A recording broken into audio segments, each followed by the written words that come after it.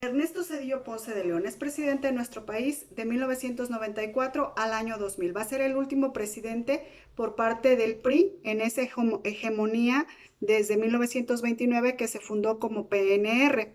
En el año 2000 se da la transición democrática que a continuación vamos a platicar. Ernesto Zedillo Ponce de León es licenciado en Economía por el Politécnico Nacional y es maestro y doctor en ciencias políticas por parte de la Universidad de Yale en Estados Unidos. Había formado parte del gobierno federal ya varios sexenios antes, empezó como se llama comúnmente desde abajo, con puestos menores, hasta llegar a ser subsecretario de Programación y Presupuesto en 1987 en el sexenio de Miguel de la Madrid. Posteriormente, en 1988, en el sexenio de Salinas, es nombrado como secretario de Programación y Presupuesto. Más tarde, en 1992, en ese mismo sexenio, es secretario de Educación y en 1993 es nombrado coordinador de la campaña de Luis Donaldo Colosio, que es el candidato del PRI a la presidencia de la República, que es asesinado en marzo, y por este motivo es que eligen a Ernesto Zedillo el candidato del PRI, el que va a terminar la campaña y va pues a ser electo en julio de ese año de 1994 para tomar posesión de la presidencia de la República en diciembre de 1994. El último año del sexenio de Salinas de Gortari, como platicábamos en los videos anteriores, se dieron una serie de sucesos políticos y sociales que trajeron caos e incertidumbre. Y todo lo que había logrado en sus primeros años en sus primeros 5 años de gobierno, pues estaban viniendo abajo.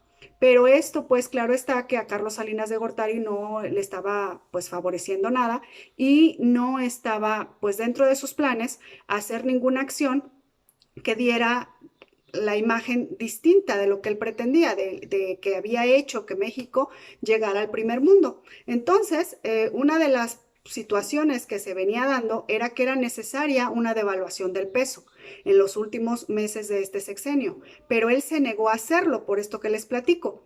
Ernesto Zedillo, al ser electo en julio, pues empiezan las pláticas, las negociaciones para esta sucesión presidencial y pues no llegaron al acuerdo de que la devaluación fuera antes de que terminara el sexenio de Salinas. Entonces, esta aparente estabilidad y buena forma de la economía mexicana, pues era realmente solo eso, apariencia. Cuando llega Zedillo, lo primero que hace, pues, es tener que tomar acciones en relación a la economía. Y una de esas acciones era llevar a cabo esa devaluación.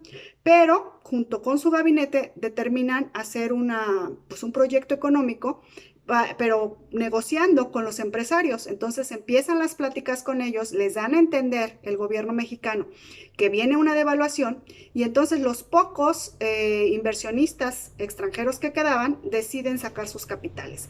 Es decir, pues toman sus precauciones y dicen, no, aquí se viene una situación fuerte y empiezan a sacar sus capitales, lejos del efecto que el gobierno mexicano creía que iba a tener, que era el apoyo de estos inversionistas.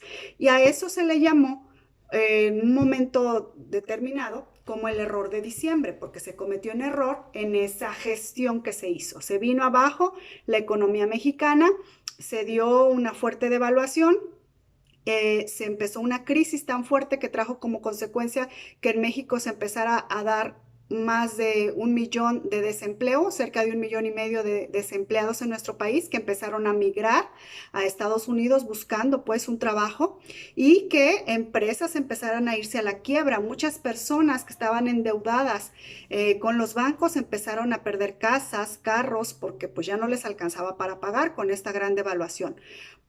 Muchas de estas empresas que se empezaron bueno, más bien que estaban endeudadas con los bancos, pues no tenían para pagar, empezaron a declararse en quiebra y entonces los bancos estaban ya en una situación muy difícil. Dentro de este hilo de situaciones, entonces, Ernesto Zedillo decide rescatar a los bancos en un fondo que le llamó Fondo de Protección al Ahorro, Fondo Bancario de Protección al Ahorro, llamado FOBAPROA, que fue muy criticado en su momento. Este fondo era, en palabras simples, convertir la deuda que tenían los bancos con sus ahorradores, porque una cosa era lo que le debían a los bancos y otra cosa lo que los bancos tenían por sus ahorradores, no por sus deudores. Entonces los bancos estaban teniendo problemas para solventar esos ahorros de sus clientes. Entonces Ernesto Zedillo crea este fondo para que esa deuda de los bancos, que es una deuda privada, se convierta en deuda pública y la paguemos todos los mexicanos, la pague el Estado mexicano y junto con él los ciudadanos. Entonces, por eso fue tan criticado este fondo. Este fondo va a ser sustituido posteriormente por el Instituto para la Protección al Ahorro Bancario. Entonces, la situación ya estaba muy complicada. También se empieza a dar una crisis de seguridad, empieza a aumentar los secuestros, el crimen en las grandes ciudades por esta falta de empleo, por esta inflación, por esta situación económica bastante fuerte. Entonces, Estados Unidos, que pues es nuestro socio comercial más importante, estaba pues vislumbrando que México estaba teniendo problemas fuertes, y no solamente México. México, siendo la mayor economía de América Latina, produjo lo que los economistas le llamaron el efecto tequila, un efecto dominó en el que se cae la economía mexicana y pasa a traer otras economías importantes de Latinoamérica. Estados Unidos entonces dice: hay que hacer algo, hay que rescatar a México. Y lo que hace es proponer un fondo para poder precisamente rescatar esas divisas, y le presta a México 53,000 millones de dólares a cambio de que México le garantice el pago con lo que vaya obteniendo del petróleo. Entonces, con esto es con lo que Estados Unidos apoya a México para que pueda salir adelante. La moneda se estabiliza, se da un nivel de cambio favorecedor para la moneda mexicana, se recupera de alguna manera, volvemos a exportar productos, México se va recuperando lentamente, pero se va recuperando. Y hacia 1997 es posible que México pague por adelantado la deuda que está teniendo con Estados Unidos por este fondo para el rescate de las divisas. Y para 1999, un año antes de que termine el sexenio de Ernesto Zedillo, se logra un crecimiento del 7%. Entonces, fueron momentos muy difíciles en los primeros años, pero va a salir adelante el sexenio de 1997 en adelante. Entonces, esto va a ser pues una parte esencial del sexenio de nuestro presidente en ese momento, Ernesto Zedillo Ponce de León. En cuanto a la crisis social y política, recuerden que ya existía el Ejército Zapatista de Liberación Nacional. No había logrado terminar con él el sexenio anterior, negociar con él para que dejaran las armas, y tampoco el sexenio de Ernesto Zedillo logró hacer ninguna negociación al respecto, pero no se convirtió en un problema enorme, era algo que existía ahí, pero que no estaba generando conflictos mayores.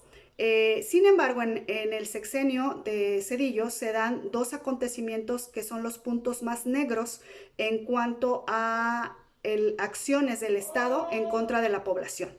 Y eso se va a generar en el año de 1995 con lo que se denominó la masacre de Aguas Blancas. ¿Por qué masacre? Porque fue una matanza, fue un genocidio que se da por parte de la policía del Estado en contra de unos campesinos que avanzaban en una marcha hacia hacer un mitin y que venían totalmente desarmados. Por eso fue un genocidio, por eso fue una matanza. Eso fue en 1995. Derivado de esto, al año siguiente en Guerrero se hace público un grupo guerrillero denominado Ejército Popular Revolucionario en contra del gobierno federal, y aparece precisamente un año después de que se da esta matanza, y pues aprovecha ese año para decir que, bueno, obviamente quieren justicia y van a actuar en contra del gobierno federal. Este acto que se da en la masacre de Aguas Blancas es un acto que hasta la fecha sigue impune, igual que otra situación que se da en Acteal, Chiapas, en contra de unos indígenas que estaban en un acto religioso en una capilla y que llega un grupo militar y los asesina. Entre ellos estaban mujeres embarazadas, niños que pues para nada pensaban que ahí se iba a dar este tipo de acción. Entonces, los dos eventos que van a ser puntos negros en contra del Estado mexicano del sexenio de Ernesto Zedillo Ponce de León sucedieron en 1995 en Guerrero, masacre de Aguas Blancas, y en 1997 en Acteal, Chiapas, en diciembre de 1997. En el aspecto electoral se va dando una reforma electoral muy importante que le otorga total autonomía al IFE, al recién formado IFE en el sexenio anterior.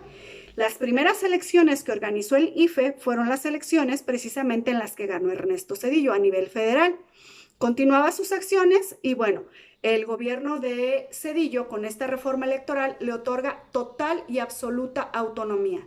Con esa autonomía, la oposición sigue ganando pasos.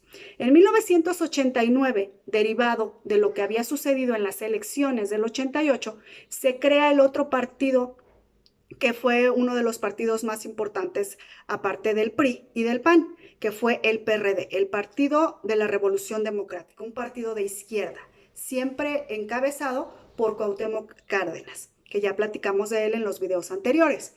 Entonces, la oposición, tanto representada por el PAN como por el PRD, empiezan a ganar terrenos en gubernaturas, en presidencias municipales y en la Cámara.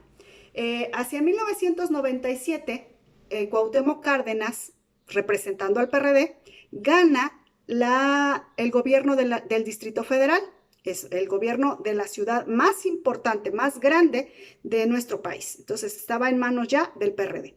Y para el año 2000, esa elección la gana Andrés Manuel López Obrador, nuestro actual presidente, pero en ese momento representaba también al PRD. Entonces, esto va abriéndole campo a la oposición hasta que en el año 2000 se llevan a cabo las elecciones en las que gana por primera vez después de 70 años un partido diferente al PRI. Gana el Partido Acción Nacional y el primero que sale a decir que ha ganado después de unos minutos que el conteo da esa información es el propio presidente. Con esto, Zedillo les dice claramente a todos, incluyendo al PRI, no hagan ningún movimiento porque pues ya ganó Vicente Fox Quesada, que era el candidato del PAN. Entonces, esto hace posible una transición democrática sin violencia, una transición en paz. Muchos países reconocieron al gobierno de Zedillo por haber logrado esta transición sin mayor problema. Y bueno, los viejos poderosos del PRI obviamente pues acusaron de traidor a Ernesto Zedillo Ponce de León, pero se va a quedar para la historia que en el gobierno de Ernesto Zedillo Ponce de León va a ser pues el que va a crear o va a permitir precisamente esta transición de manera pacífica. Les voy a proyectar otro pedacito de esta clase